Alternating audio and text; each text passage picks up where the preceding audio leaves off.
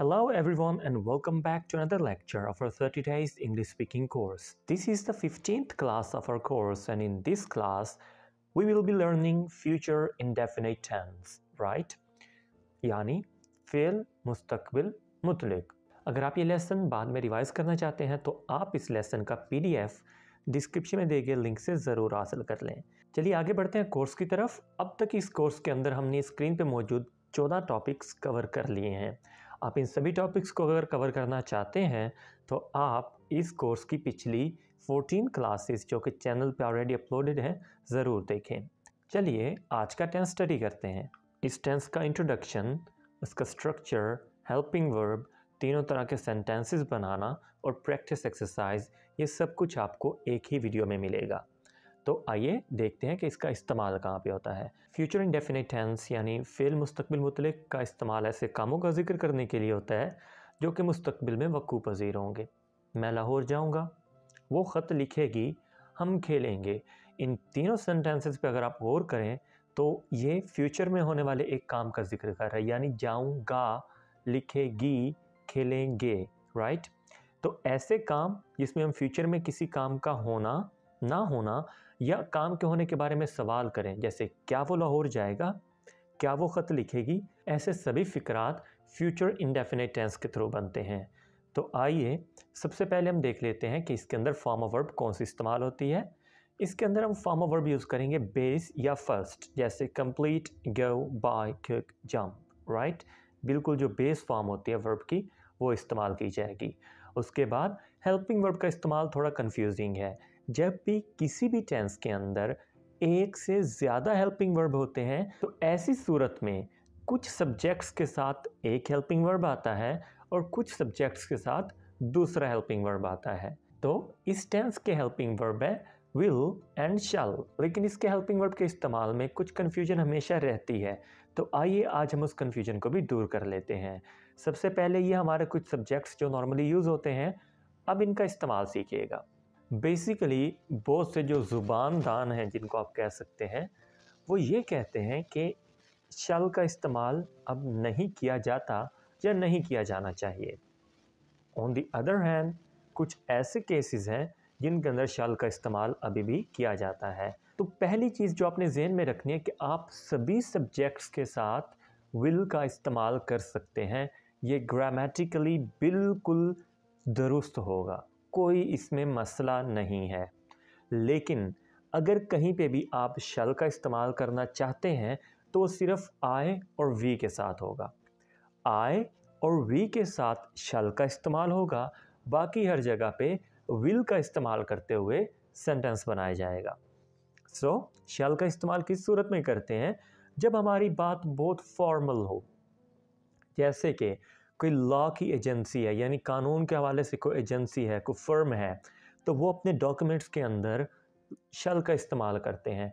इसी तरह बहुत से डिफरेंट जगह जहाँ पे आप किसी भी चीज़ की इंटेंट या डिटर्मिनेशन, यानी उसको करने के लिए आप कितना पुख्ता अज़्म रखते हैं या वो कितने % कन्फर्म होगी ही होगी, इस चीज़ को देखते हुए हम शैल का इस्तेमाल करते हैं। लेकिन बेहतर ये है कि शैल का इस्तेमाल ना ही किया जाए, क्योंकि इसके इस्तेमाल को अब कुछ ख़ास पसंद भी नहीं किया जाता और कॉमनली हमारी जो गुफ्तगू है उसके अंदर इसका इस्तेमाल अब देखा भी नहीं जाता। ठीक है, तो आइए हम देखते हैं कि सेंटेंस किस तरह बनेगा। आपने सिंपली क्या करना होता है, ये वैसे मैं पहले लेक्चर के अंदर ये चीज़ समझा चुका हूँ जो हमारी क्लास नंबर 1 है। बेस्ट ये होगा कि आप वो लेक्चर ज़रूर देखिएगा, वो है सेंटेंस बनाने के हवाले से। आप यहाँ से एक सब्जेक्ट पिक करेंगे, ये ऊपर आपके सामने स्ट्रक्चर है। आप यहाँ से सबसे पहले एक सब्जेक्ट पिक करेंगे, फिर आप यहाँ से हेल्पिंग वर्ब पिक करेंगे जो कि हमारा हेल्पिंग वर्ब है विल, राइट। उसके बाद आप वर्ब की पहली यानी बेस फॉर्म जो होती है वो पिक करेंगे और उसके बाद आप बाकी जो मांदा आपका सेंटेंस है वो आप यहाँ पे ऐड कर देंगे। जैसे कि मैं स्कूल जाऊँगा, हमारे पास उर्दू में सेंटेंस ये आता है मैं स्कूल जाऊँगा, आई विल। तो हम क्या करेंगे, पहले हम देखेंगे मैं, आई, जाऊँगा, बात आ गई जाऊँगा की, तो हम क्या पिक करेंगे, विल। उसके बाद वर्ब की पहली form I will go, right, I will go to school. he will go to school, she will go to school। उसके बाद जो हमारा सिंगुलर सब्जेक्ट कोई भी हो सकता है, boy या Ali, Ali will go to school। तो इस तरह आप कोई भी सब्जेक्ट पिक करेंगे, उसके साथ हेल्पिंग वर्ब अटैच करेंगे, वर्ब की पहली फॉर्म यानी जो मेन एक्शन उसके अंदर हो रहा होगा या जो मेन स्टेट वाजे की जा रही होगी, आप वो ऐड करेंगे और बाकी सेंटेंस ऐड कर देंगे। चलिए अब आगे बढ़ते हैं और देखते हैं मुख्तलिफ तरह के यानी सादा, मनफी और सवालिया फ़िक्रात कैसे बनाए जाते हैं। सबसे पहले एक जो सादा फ़िक्रा होता है उसके अंदर आपने सब्जेक्ट पुट करना होता है, विल शैल लगाना होता है यानी जो भी हेल्पिंग वर्ब हो, और उसके बाद वर्ब की पहली फॉर्म और देन ऑब्जेक्ट। अब ये वर्ब की पहली फॉर्म देन ऑब्जेक्ट ये भी आप कह सकते हैं या इस हिस्से को आप यूँ कह सकते हैं कि ये प्रेडिकेट है, राइट। जैसे ये प्रेडिकेट और सब्जेक्ट इसका कंसेप्ट भी क्लास नंबर 1 के अंदर मौजूद है, तो मैं लिंक जो है डिस्क्रिप्शन के अंदर भी दे दूंगा। क्लास नंबर 1 आपने ज़रूर देखनी है कोई भी इस कोर्स की क्लास देखने से पहले। चलिए अब देखते हैं कि सेंटेंस कैसे बनाया जाएगा। हम बाग में जाएंगे। अब यहाँ पे अगर हम देखें कि सब्जेक्ट क्या है, हम की इंग्लिश वी, हम वी, राइट। फिर हमने देखा कि सेंटेंस सिंपल है, राइट, और फ्यूचर का है, तो इसके लिए हम क्या हेल्पिंग वर्ब पिक करके लाएंगे, विल या शैल। जैसे मैंने आपको समझाया है कि बेहतर है अब शैल का इस्तेमाल ना ही किया जाए, तो हम विल को पिक कर लेते हैं, वी विल। उसके बाद जो अगली बात है जाना, यानी वर्ब इसके अंदर क्या है, जाना, जाएंगे, तो जाने की इंग्लिश गो, हमने वो पिक कर लिया। उसके बाद कहाँ जाना है, किस तरफ जाना है, बाग, उसके लिए प्रेपोजिशन टू, और बाग को इंग्लिश में गार्डन कहते हैं, ठीक है। तो हमने इस तरह एक जो बिल्कुल बुनियादी इंग्लिश सीखने वाला इंसान होता है वो अपना इस तरह से आगाज़ करता है इंग्लिश सीखने का। We will go to the garden, Sobia फूल तोड़ेगी, Sobia will pluck the flower, right, Sobia will pluck the flower. तो सोबिया क्या करेगी, फूल तोड़ेगी, Sobia subject, will helping verb, pluck फूल तोड़ना, तो इसके लिए क्या होगा, वर्ब हमारा प्लक आ गया, और फ्लावर ये हो गया हमारा जो ऑब्जेक्ट है। नासिर सच बोलेगा, Nasir will speak the truth, Nasir will speak the truth, right. आगे बढ़ते हैं। मनफी फिक्रात बनाने के लिए क्या फार्मूला होता है, नो बिग चेंज, कुछ भी बड़ा नहीं करना। अगर आपको किसी भी टेंस के अंदर सिंपल सेंटेंस बनाने आ गए हैं तो नेगेटिव यानी मनफी यानी इंट्रोगेटिव ये बनाना बिल्कुल भी मुश्किल नहीं होता। एक आपने सब्जेक्ट पिक करना है, उसी तरह जो मनफी है उसके अंदर आपने सिर्फ विल या शैल जो भी आपका हेल्पिंग वर्ब है उसके साथ नॉट ऐड करना है, बाकी सारे असूल उसी तरह हैं।